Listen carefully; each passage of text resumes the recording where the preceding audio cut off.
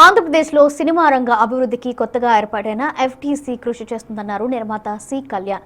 త్వరలోనే రాజధాని అమరావతిలో వివిధ సంస్థలు స్టూడియోలు నిర్మించేందుకు సిద్ధంగా ఉన్నాయని తెలిపారు. ఎఫ్టీసీ డైరెక్టర్గా బాధ్యతలు తీసుకున్న నటుడు సుమన్ ప్రభుత్వంతో చర్చించి నంది అవార్డ్స్ ఇచ్చేలా తన వంతు ప్రయత్నం చేస్తానన్నారు.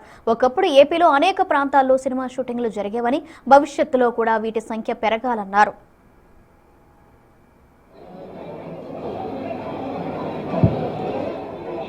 మరింత సమాచారాన్ని మా ప్రతినిధి రాజేష్ అందిస్తారు. ఫిల్మ్ డెవలప్మెంట్ కార్పొరేషన్ చైర్మన్తో పాటు డైరెక్టర్ ఈరోజు బాధ్యతలు తీసుకున్నారు, ప్రమాణ స్వీకారం చేశారు. ప్రస్తుతం సీనియర్ హీరో సుమన్ కూడా ఈరోజు ఎఫ్డీసీలో డైరెక్టర్గా ఉన్నారు. ఆయనతో మాట్లాడదాం. Sir, first of all congratulations. ఎలా ఉండబోతుంది ఎఫ్డీసీ? గతంలో చాలా విమర్శలు వచ్చాయి ఎఫ్డీసీ మీద. ఇప్పుడు ఎఫ్డీసీని ఏ విధంగా నడిపించబోతున్నారు? ముఖ్యంగా ఆంధ్రప్రదేశ్లో సినిమా రంగ అభివృద్ధికి ఏ విధంగా కృషి చేయబోతున్నారు? ఈ రాష్ట్రం విడిపోయిన తర్వాత ఎఫ్డీసీ మీద, ఫిలిమ్స్ మీద ఎవరు ఎక్కువ కాన్సన్ట్రేట్ చేయలేదు. వేరే ఇండస్ట్రీస్ మీద కాన్సన్ట్రేట్ చేయడంతో ఇది కొంచెం లేట్ అయింది. తర్వాత ఏంటంటే ఫిలిమ్స్లో చాలా అమౌంట్ వస్తుంది, చాలా డబ్బు ఉంది, సో ఎంప్లాయ్మెంట్ ఉంది, అన్నీ ఉందన్నమాట. బట్ అన్నీ స్లోగా జరిగింది.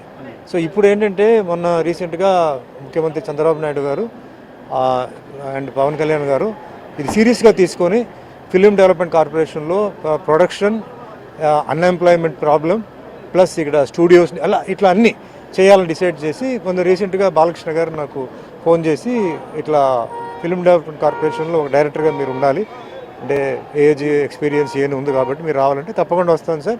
మాకు ఆర్టిస్టులకు మాకేంటంటే కాశ్మీర్ టు కన్యాకుమారి వరకు we don't need any visa or any passport అండి, వీఆర్ దేర్. సో డెఫినెట్లీ ఇక్కడ కూడా అంటే ఇక్కడ మంచి మంచి స్పాట్స్ అంటే విశాఖపట్నంలో బీచ్ ఉంది, అరకు ఉంది, అట్లా రకరకంగా ఉన్నాయి. ఈస్ట్ గోదావరి, వెస్ట్ గోదావరిలో గ్రామీణ ప్రాంతం అదంతా ఉందన్నమాట. సో ఇది ప్రాపర్గా ఎక్స్ప్లాయిట్ చేయలేదు. ఒకప్పుడు చేశారు, డ్రాప్ అయ్యారు, హైదరాబాద్కి వెళ్ళింది. సో ఇప్పుడు మళ్ళీ ఏంటంటే మళ్ళీ కొత్త కొత్త ఇన్సెంటివ్స్ ఇలాంటివన్నీ ఆలోచించి మళ్ళీ షూటింగ్స్ బాగా బిజీ అయిపోయి ఇక్కడ ఎంప్లాయ్మెంట్, సినీ ఎంప్లాయ్మెంట్ ప్రాబ్లం కూడా ఇచ్చేసి అంటే హ్యాపీగా మిగతా రాష్ట్రాలు ఎలా ఉన్నాయి ఆ విధంగా మనం ఇక్కడ క్రియేట్ చేయాలని చెప్పి డిసైడ్ చేసి ఇప్పుడు ఫస్ట్ స్టెప్ ఇది. సో వన్ బై వన్ జరుగుతుంటే తప్పనిసరిగా డెఫినెట్లీ ఒక ఇంప్రూవ్మెంట్ మటుకి చూపిస్తాం తప్పనిసరి. కానీ ఆంధ్రప్రదేశ్ అంటే మెజారిటీ సినిమాలకి రెవెన్యూ వెళ్తుంటుంది, మెజారిటీ సినిమా థియేటర్లు ఎక్కువ ఉంటాయి. కానీ ఆంధ్రప్రదేశ్కి సినిమా ఇండస్ట్రీస్ తగిన ప్రాధాన్యత ఇవ్వట్లేదు. 10 ఏళ్ళు అయిపోయింది రాష్ట్రం ఏర్పడి, కానీ సరైన ప్రాధాన్యత ఇవ్వడం, ఇండస్ట్రీ ఇక్కడ రాకపోవడం, ఇలా రకరకాల విమర్శలు వస్తాయి. ఇప్పుడు ఫస్ట్ ఎప్పుడైతే రాష్ట్రం విడిపోయిందో వెంటనే సినిమా ఇండస్ట్రీ మీద ఎలా పెడతారండి? ఇన్కమ్ ఎక్కడి నుంచి వస్తుంది, ఎంప్లాయ్మెంట్ ఎక్కడి నుంచి వస్తుంది అది చూశారు. సో ఆ ప్రాసెస్ లేట్ అయింది గతంలో జరిగిన గవర్నమెంట్ వల్ల కొంచెం ఇబ్బందులు అవన్నీ.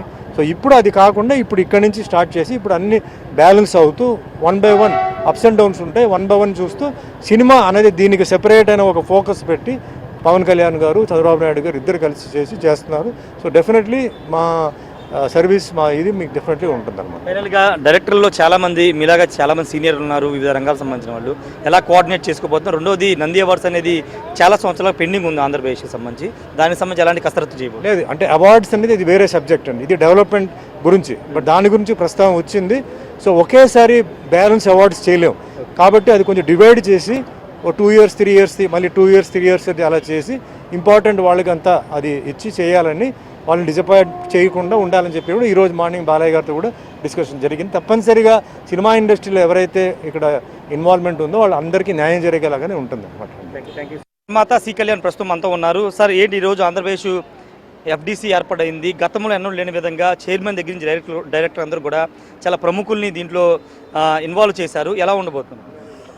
డెఫినెట్గా ఇప్పుడు వచ్చిన కమిటీ బరువు బాధ్యతలు నెట్టినేసుకొని చేస్తుందండి. భరత్ చాలా is very intelligent, at the same time sensitive. ఒక పని పట్టుకుంటే సక్సెస్ఫుల్గా చేయాలనేది ఉంది.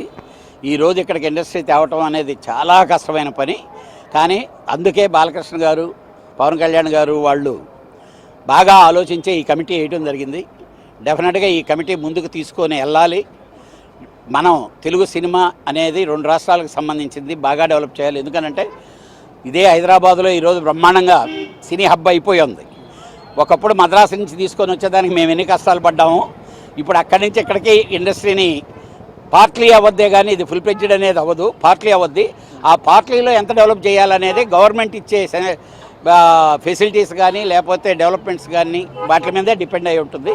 డెఫినెట్గా మంచి చేస్తారు. అంటే వచ్చే అవకాశం సార్, ఇండస్ట్రీ మొత్తం కాకపోయినా కొంత వచ్చే అవకాశం డెఫినెట్గా వస్తుందండి. కొత్త ఇండస్ట్రీ కావాలి, డెఫినెట్గా దానికి కావాల్సిన డెవలప్మెంట్స్ వాళ్ళు ఇవ్వాలి. డెఫినెట్గా అది గవర్నమెంట్ బాధ్యత. అమరావతికి అన్ని ఇండస్ట్రీలు వస్తున్నాయి, అమరావతిలో సినిమా స్టూడియోలు ఏమన్నా వస్తే సినిమా ఇండస్ట్రీ వస్తుంది, స్టూడియోలు వస్తాయి. సార్ అంటే ఇంకోటి పెద్ద ఇష్యూ గురించి ఏం చెప్తారు? డిస్ట్రిబ్యూటర్స్ ఏం తెలంగాణ లేదండి, ఆ సమస్య షార్ట్ అవుట్ అయిపోద్ది, నో ప్రాబ్లం. ఓకే, ఖచ్చితంగా పెద్ద ఇష్యూ సార్ట్ అవుట్ అవుతుందని నిర్మాత సి కళ్యాణ్ చెప్తున్నటువంటి పరిస్థితి. మరోవైపు సినిమా ఇండస్ట్రీ మొత్తం రాకపోయినా దశల వారీగా ఇండస్ట్రీ అనేది వస్తుంది, అమరావతిలో స్టూడియోలు కూడా వస్తాయని సి కళ్యాణ్ అనేది చెప్తున్నారు. కెమెరా పర్సన్ సాయితో రాజ్, బిగ్ టీవీ, విజయవాడ నుండి.